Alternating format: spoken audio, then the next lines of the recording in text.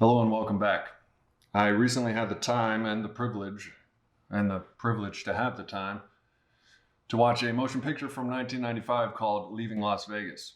I'm sure you've seen it. This movie is about a suicidal alcoholic played by Nicolas Cage, moves to Las Vegas to commit suicide by drinking himself to death, meets a lovely young hooker named Sarah, S-E-R-A, played by a young Elisabeth Shue. Great movie, hard to watch. Fair warning, if you're triggered or have a weak stomach, it's a hard movie to watch, but I'm going to be doing a sober synopsis of it in this video, so stay put.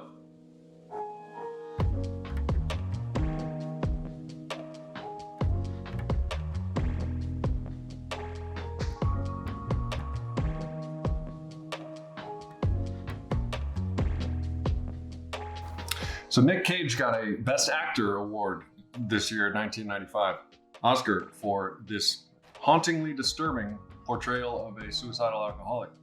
And believe me, that's putting it lightly, because I've seen this movie years ago and I just now got around to rewatching it 4 years into sobriety. I feel like I'm strong enough to watch it. Let me tell you, I'm not going to watch it for a while because it has some triggers for me. So that being what it may, let me first tell you who I am. My name is James. I am a hauntingly egotistical, recovering addict and alcoholic. I drank and used drugs for 20 years and I've been recovering since January of 2016. I post videos right here on this channel weekly. Feel free to subscribe and hit the bell for notifications. Like and share to get this message out there. Scroll all the way down if you're on your phone to leave me a comment, and explore the drop-down description where I've posted recovery resources and websites that may help you or a loved one find what you need to find. This video is part of a playlist that I'm making called Scenes from Series and Movies Involving Addiction and Alcoholism. You can find it up in this card up here or on my site page, YouTube, channel. Anywho, on to the content. The first 15 minutes of this movie starts with Nick Cage shopping gleefully in a liquor store. This is literally the opening scene. This guy is shopping cart, filling it up, bottles of liquor, dancing gleefully. I right off the bat, recognize the euphoria that he's going through in his pre-game ritual that I used to go through whenever I was drinking. Even when I just started thinking about drinking, my palms would get sweaty, I'd get giddy, energetic.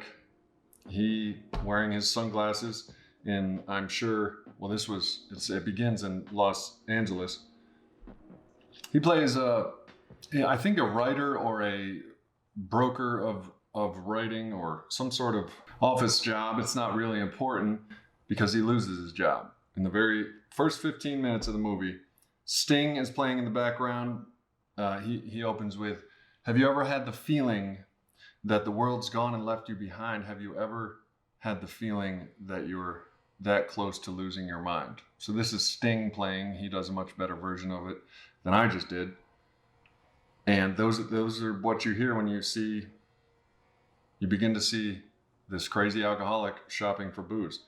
Ben Sanderson is Nick Cage's character's name, and you can just tell he's super stoked because he's about to do this is a man that I recognize, number one, and I'm sure you can too. I've been there. All hope is lost, and he is riding high on the euphoric feeling of chaos and just having nothing to lose. I can recognize this immediately. No wonder this guy got an Oscar.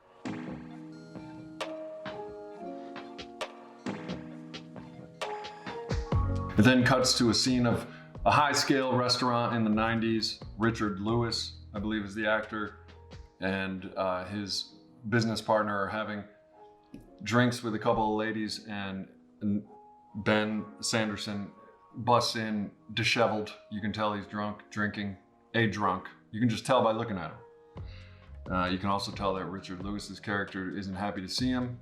He then tries to play it off like I used to do, we all have, and you can just tell something's wrong with him. And he borrows money from Lewis, and then Lewis asks him, please don't contact me again. This is among the first few things that I can completely relate with. This man, Ben, is in a just desperate end of his rope kind of situation, and all things are falling apart or have fell, and they are just continuing to just get worse and worse. Well, he's temporarily disappointed at Richard Lewis's send off to him, but he takes the money he borrowed from him and hits the bar, and this is where he is ecstatic again, riding the temporary instant gratitude feeling of finally getting to a drink. He's at the bar and he sees an attractive young lady. Her name's Terry at the bar. This chick is played by Valeria Golino. You may recognize her from Hot Shots, I believe. Hot Shots Part 2, Charlie Sheen. She's very disgusted by this guy's breath, his obnoxious behavior. He's over cocky, overconfident, overjoyed to finally be drunk. This is another painfully familiar situation to watch. He is just close talking with Terry, and she accepts without much choice a drink that he buys her, and she said, "You've been drinking all day," and with her adorable accent, and he says, "Of course," offers her a drink. Then immediately after that drink hits his veins, invites her to his house. This guy is obnoxiously drunk, and you become embarrassed for him, and I'm embarrassed for myself because I've been that guy.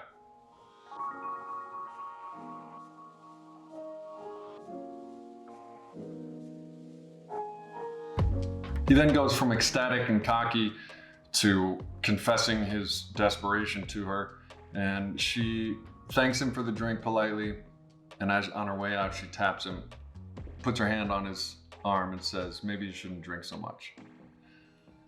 I don't know about you, but I, in passing, have come in contact with strangers that showed compassion and real care for my situation, and they'll try to help you out, because I think there's an understanding now more than ever. There hasn't always been an understanding for addiction, but it's a desperate situation.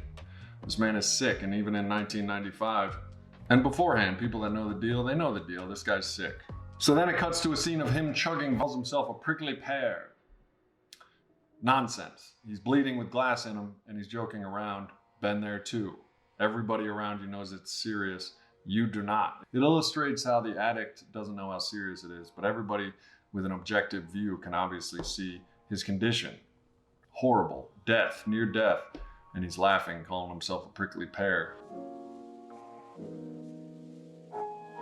As feelings grow stronger of resentment towards what Sarah does, Ben, his character, is at a casino drinking, brings a prostitute back to Sarah's place. She's out working, but she comes home to Ben in the bed with a prostitute, not having yet done anything, but she's about to get her money and Ben, and the hooker looks at Sarah and leaves quietly, and she tells Ben to get out. Ben leaves, she cries, desperation ensues, more desperation. She ends up getting brutally raped. There's these 3 college students that approach her on the strip, take her back, end up raping her. Brutal scene, hard to watch. She finally gets her phone rings, and it's Ben. She says, "Where are you?" The next scene is them at a hotel. He's on the bed, laying on his back, bottle of vodka in a dark, seedy motel room. And she's sitting next to him like a nurse at his deathbed, and she's taking care of him. And she asks him if he wants help, and he says, "No, I just wanted to see you." And she noticed that he was aroused. And the music's not other than Sting and Michael McDonald. The other score, the musical score of this movie, isn't the best in my opinion. It could be better, but if you stay in the zone of the feeling that the director and the writer and everybody's going for, even though it's a hooker and a pathetic alcoholic on his deathbed, and you know, he's getting a boner, it's romantic. Somehow, I hope you can understand, it's romantic. He's finally aroused to see her. She's been trying to express her love sexually for him the entire movie, and he finally, you know, she sees and she says, "Here, let me." And she mounts him cowgirl style, and they finally have sex. Him laying there, her riding him. The next scene is him looking at the camera, and he takes his last breath, and you can tell he's gone. He died. She's sleeping, and he died next to her sleeping. And then she wakes up and sits on the bed and cries. She goes on to tell her shrink about how it was unconditional love for him, and he had unconditional love for her. And it was honestly, I know you're laughing at me, but it was a true story, a true love story, a desperate tale of addiction and desperation, and just love as well as unconditional love. And it's a powerful, dramatic movie about addiction. Like I said, it can be a trigger for me, and it may be for you, so tread softly. It is a portrayal of alcoholism like none I've ever seen.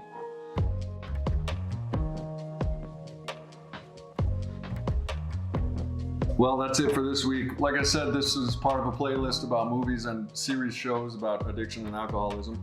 Sober synopsis. And leave it in the comments. Don't forget to subscribe and hit the bell for notifications. Share this video to get it out there. And until next week, keep it clean, keep it real, and keep doing this damn thing. Peace. Played by Valeria Gallareo Golino. Valeria. This chick is played by Valeria Golino. Valeria Golino. This chick is played by Valeria Golino. You may recognize her from Hot Shots, I believe. Hot Shots Part 2, Charlie Sheen. She said, "Maybe you shouldn't drink so much," to which he replies very loudly, "Maybe I shouldn't breathe so much." Ha ha! She puts her hand on his arm and says, maybe you shouldn't drink so much, you know, in her exotic accent. And as she leaves, he says, "Maybe I shouldn't breathe so much, Terry." Ha ha! Or something like that, you know.